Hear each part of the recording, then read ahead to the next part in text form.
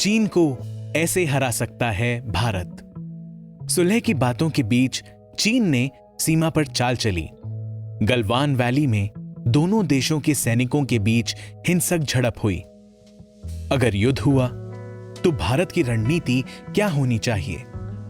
एक रिपोर्ट। अक्टूबर 1962 का एक सुहावना दिन था।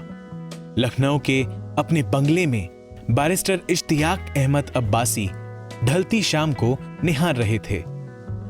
तभी उनका वॉचमैन हांफते हुए आया और कांपती आवाज में कहा, सर, चीन ने हिंदुस्तान पर हमला कर दिया है। खबर से पूरी तरह बेअसर अब्बासी ने शांत स्वर में बस इतना ही कहा, देखो, फाटक बंद कर दो। अब्बासी की बेगम थी मशहूर ठुमरी गायिका बेगम अख्तर।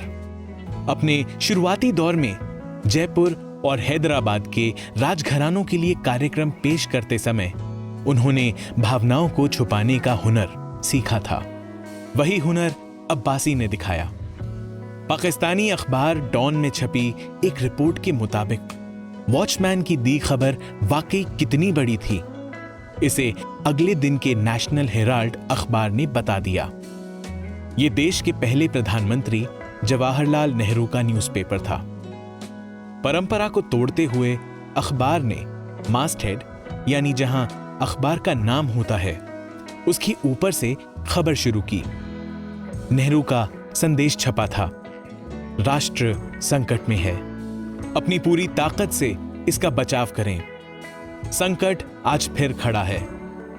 विदेशी घुसपैठियों से बचाव के लिए दरवाजे बंद करने के उपाय पर बैरिस्टर अब्बासी का एकाधिकार नहीं है। ये नेहरू की गलती मानी जाती है कि जब चीनी सेना भारत में घुस रही थी तब उन्होंने देश की सीमा की रक्षा नहीं की। वर्तमान प्रधानमंत्री भी खुद को देश का चौकीदार कहते हैं और चौकीदार के रहते घुसपैठिए आ गए। ईस्टर्न लद्दाख में लाइन ऑफ एक्चुअल कंट्रोल पर गतिरोध खत्म करने को लेकर चल रही बातचीत के बीच सोमवार रात को गलवान वैली में भारत चीन के सैनिकों के बीच हिंसक झड़प हुई। इससे एक बार फिर यह साफ है कि तनाव दूर करने के लिए बातचीत भले ही जरूरी है, लेकिन हालात बिगड़ने की स्थिति में हम कितने तैयार हैं, इसे नजरअंदाज नहीं किया जा सकता। क्या भारत के पास वो ताकत है जो चीन पर भारी पड़े? क्या भारत चीन को हरा सकता है? एक्सपर्ट्स के मुताबिक भारत का पलड़ा कई चीजों में भारी है। भारत अगर सावधानी से रणनीति बनाए और सीधे मुकाबले के साथ ही चीन को अप्रत्यक्ष तौर पर भी दबाव में ले तो ड्रैगन को हराया जा सकता है। चीन को हराने के लिए भारत चीन की एक पुरानी रणनीति को आजमा सकता है।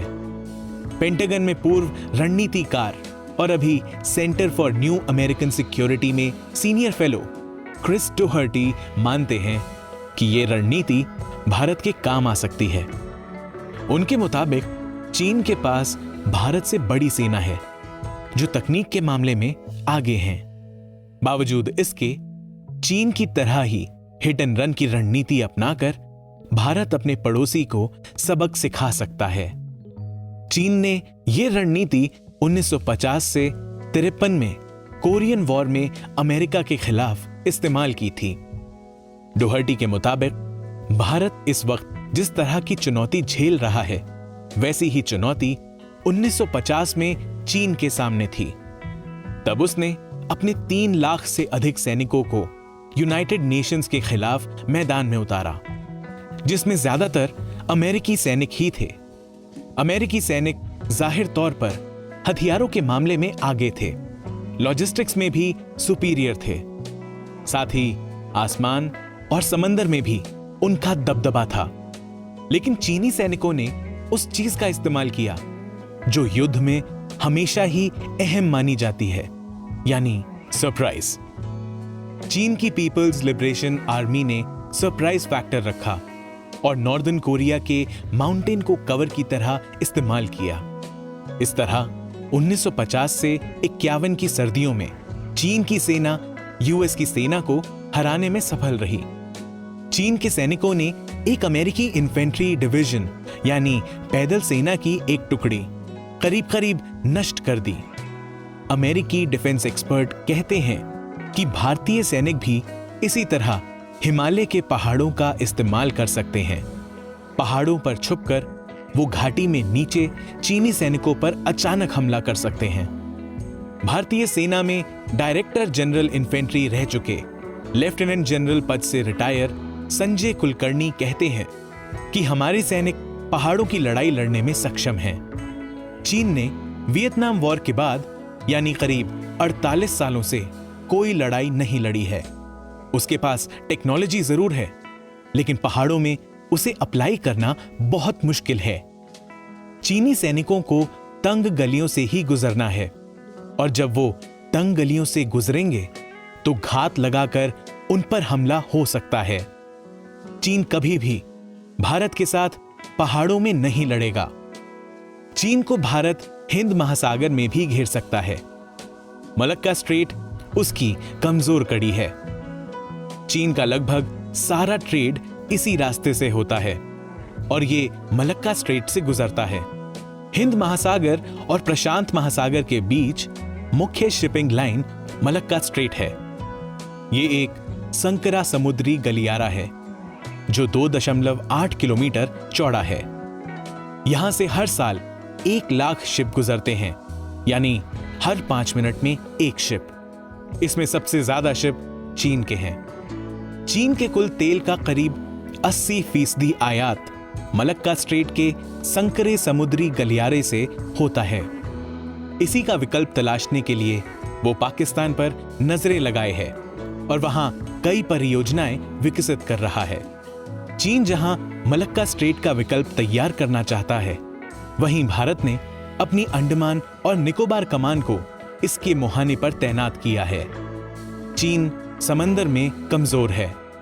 लेफ्टिनेंट जनरल कुलकर्णी कहते हैं कि अगर भारत मलक्का स्ट्रेट पर चीन के लिए दिक्कत खड़ी कर दे तो उसका तेल बंद हो जाएगा।